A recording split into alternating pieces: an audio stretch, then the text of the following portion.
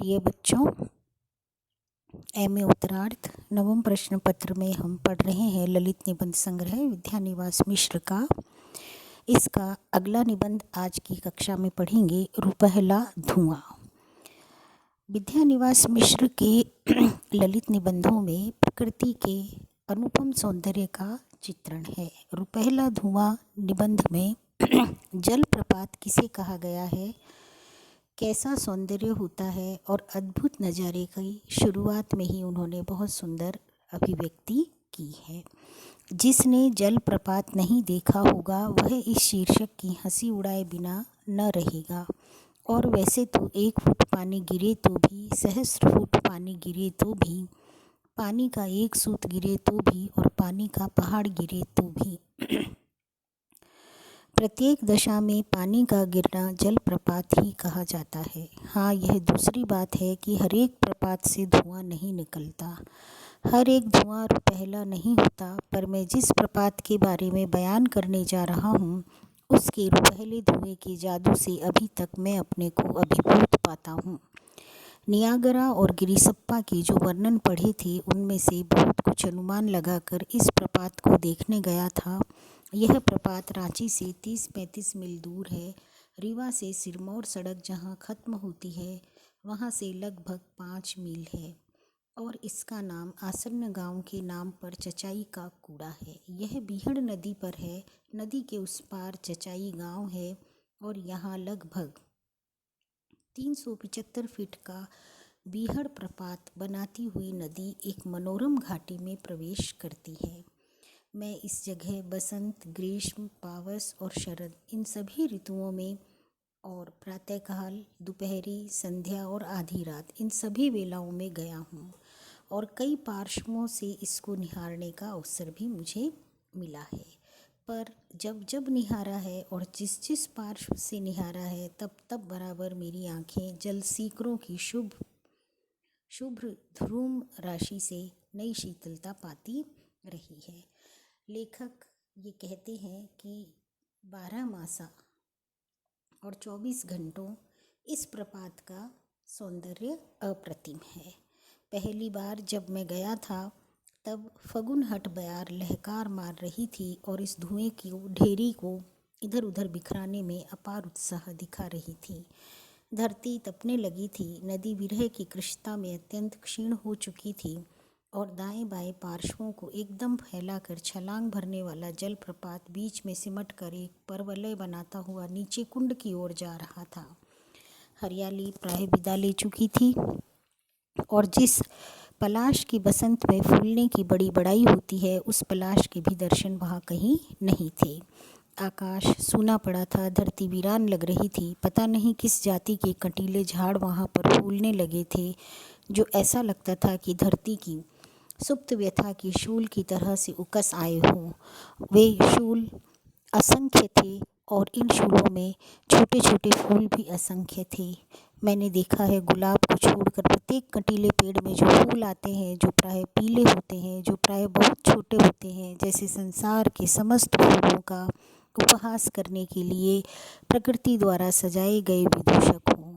और इस आकाश की अकलंक नीलिमा के प्रसार के नीचे कुंड के आकाश से भी नीले जल की श्यामलता के ऊपर तथा धरती की धूसरता और इन झाड़ों की हरियाली और फूलों की प्रतिमा के परिपार्श्व में चांदी का धुआं उमड़ रहा था। चांदी का धुआं, रुपहला धुआं शीर्षक प्रधान अभिव्यक्ति, काव्यात्मकता और एक गत्यात्मकता। जलप्रपात में जो गति होती है वैसी ही इनके वर्णन में गत्यात्मकता है। धुआं का एक रूप बादल भी है और वह भी कभी कभी अपना सर्वस्व दान करने के अनंतर शरद के आकाश में रजत खंड बन जाता है। पर उसमें शायद प्रत्येक कण में से उमड़ने वाली प्राण शक्ति उतनी नहीं होती जितनी इस धुएं में से मुझे निकलती हुई साफ साफ अनुभव करने को मिली। मैं गहरते हुए सावन भादों में भी वहाँ गया हूँ और मैंने इस प्रपात के उद्दाम यौवन के उस महावेग को भी देखा है जो 100-150 फीट की अपनी चौड़ी धारा की प्रबल भुजाओं में धरती के चटकीले धानी आंचल में उफनाते सावन को कस लेने के लिए व्याकुल हो जाता है। और मैंने देखा है कि जब अंबर के महलों में घना लिंगन करने वाली सौदामिनी धरती के इस सौभाग्य की ईर्ष्या में तड़प उठती है, तब उस तड़पन की कौंध में इस प्रपात का उमड़ाव फूल कर दुगना हो जाता है। जलप्रपात कैसे गिरता है, प्रवाह कितना तीव्र होता है और गति कैसे आगे बढ़ती है, और चांदी का धुआं उमड़ उमड़ कर मन को कैसे अभिभूत करता है, वह रूप का एक बादल है। बहुत ही मनमोहक, आकर्षित कर देने वाली लुभावनी अभिव्यक्ति के माध्यम से रुपहला धुआं में जलप्रपात के सौंदर्य को, लालित्य को मिश्र जी ने अभिव्यक्त किया है।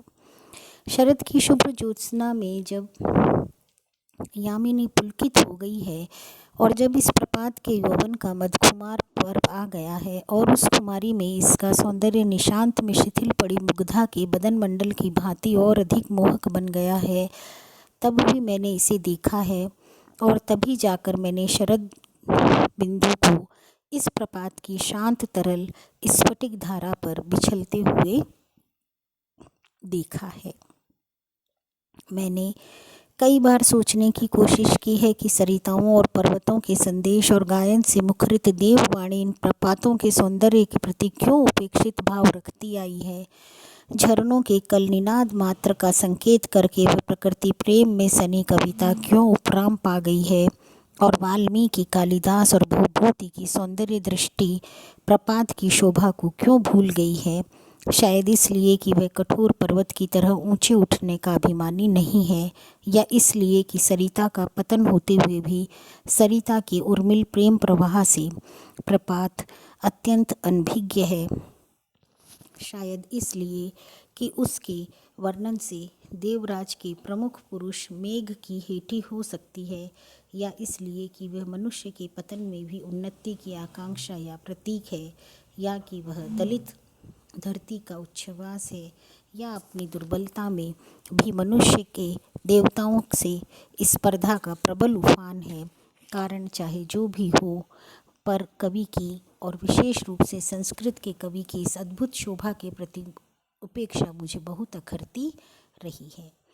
लेखक की चिंता कहीं स्थापत्य के संरक्षण की है, कहीं कला के संरक्षण की है, और कहीं कवियों के द्वारा इस सौंदर्य के उपेक्षित रह जाने की है।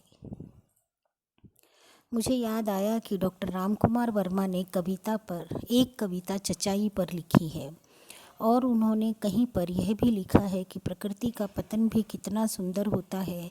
मैं केवल इतना और जोड़ दूं कि पतन कहीं भी हो, उसका पथ हमेशा स्वीट प्रिम्परोज डाउनवर्ड होता है, मधुर, गुलाबी और निम्नाभिमुख, ये 3 विशेषताएं होती है। और यह और अधिक मनोहर हो जाता है जब यह उस सीमा तक पहुंचा दे जहां से ऊंचे उठने की सच्ची प्रेरणा आपसे उठे। प्रकृति मनुष्य की गुरु रही है। प्रकृति मनुष्य के लिए बहुत सुंदर संदेश संप्रेषण करती रही है, और प्रकृति हमारे लिए ऊर्जावान है। प्रकृति हमारी जिंदगी का बहुत बड़ा स्तंभ है, और प्रकृति का पतन इसलिए नहीं मनोहारी होता कि उसमें कोई अपनी निजी विलक्षणता है, बल्कि इसलिए कि उसमें मनुष्य को अपने स्वभाव का तादात्म्य मिलता है, और मनोहरता का आस्वादन करने वाला मनुष्य स्वयं होता है। देवता को या देवता के पीछे दौड़ने वाले ऊर्ध्वमुख, ऊर्ध्वरेता, नीतिवादी, संतवादी साहित्यकार को प्रकृति के इस पतन से कोई सहानुभूति शायद नहीं होगी, पर जो मानव मन की दुर्बलताओं से प्रीति रखता है और इन दुर्बलताओं में भी जो क्षमता देख सकता है, जो मनुष्य की दुर्बलताओं को चुपचाप क्षमा करने वाली माता धरित्री की ओर देख कर चलता है, देवताओं के आकाश की ओर बराबर नहीं ताकता रहता है, उसे यदि कहीं मनुष्य की आकांक्षा का ज्वार मिलेगा तो जलप्रपात के ही वैभव में, उसे यदि घोर दुर्दिन की झड़ी में कजली की तान उमड़ाने वाले झूले का आनंद मिलेगा तो प्रकृति के इसी चांदी के हिंडोले से। प्रकृति के चांदी के हिंडोले में जलप्रपात की कल्पना और उसके रुपहले धुएं को उसकी गति मानना लेखक की काल्पनिक क्षमता का मनोहारी स्वरूप है। पहली बार जब मैं गया था तो वहाँ ठहरने के लिए कोई स्थान बना नहीं था और इसीलिए खड़ी दोपहरी में चट्टानों की ओट में ही छाह मिल सकी थी। ये भूरी भूरी चट्टानें पानी के आघात में घिस घिस कर काफ़ी समतल बन गई है और इनका ढाल बिल्कुल खड़ा है। इन चट्टानों के कगारों पर बैठकर लगभग 7-8 हाथ दूर प्रपात के सीकरों का छिड़काव रोम रोम से पिया जा सकता है।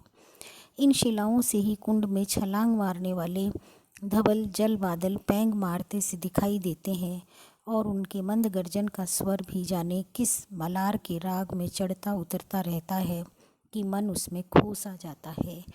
एक शिला की शीतल छाया में कगार के नीचे पैर डाले मैं बड़ी देर बैठे बैठे सोचता रहा कि मृत्यु के गहन कूप की जगत पर पैर लटकाए भले ही कोई बैठा हो, किंतु यदि उसे किसी ऐसे सौंदर्य के उद्रेक का दर्शन मिलता रहे तो वह मृत्यु की भयावह गहराई भूल जाएगा।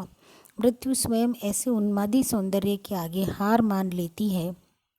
नहीं तो समय की कसौटी पर यौवन का गान अमिट स्वर्ण रेखा नहीं खींच सकता था।